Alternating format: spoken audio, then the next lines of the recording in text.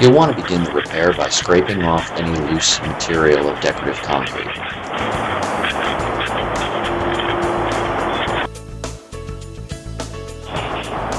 Continue the prep using a wire brush to remove any remaining loose dust or debris. Then take a little bit of your cleaning solution and a stiff bristled broom and brush the remaining area to remove the dirt. Now it's time to get ready for the repair. You'll want to open the 5-gallon bucket, and inside you'll find the contents necessary to make the repair, including the additive, the 2 different color coats, a couple items for mixing and applying, as well as instructions on how to install and also how to maintain. And at the very bottom you'll find the premix.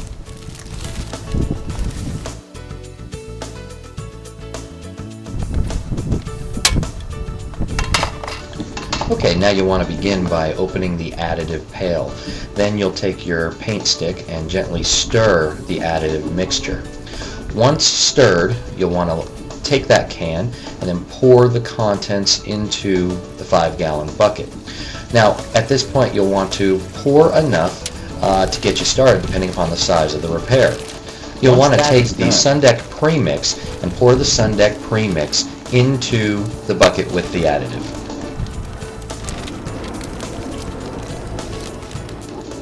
Then mix the contents of the new solution thoroughly with your paint mixer. You may even want to use a drill to mix it very thoroughly to get all the clumps out. Make sure after each application that you clean every item thoroughly for later use. Good.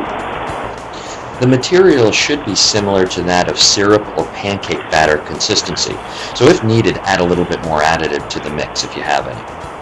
Once the mix is ready, what you're going to want to do is take a bit of the material on the edge of a trowel or a putty knife and blend in the area that has been damaged.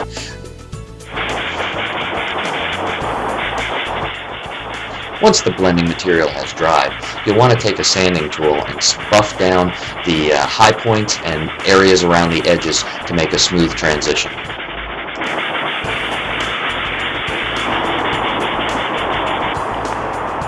Now take your mixed SUNDEK and then take a brush.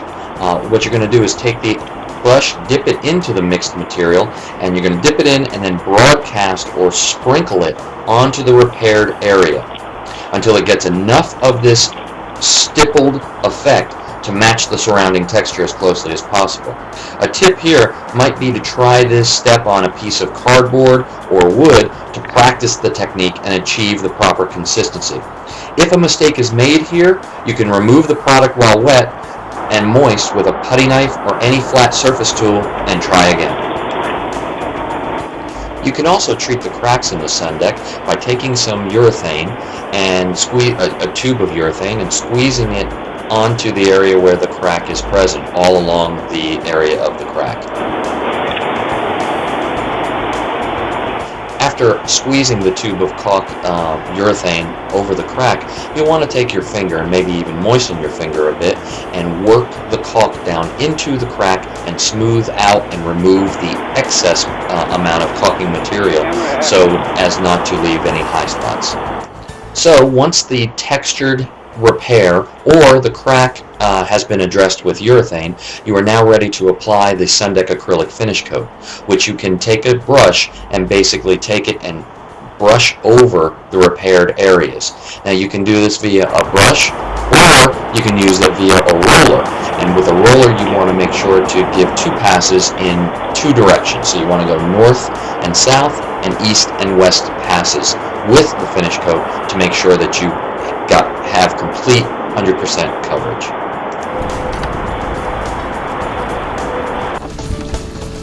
Once you've applied the product and done the repair, you want to make sure you dispose of it correctly. So you may want to use a bag or another vessel to pour the remaining solution you did not use into.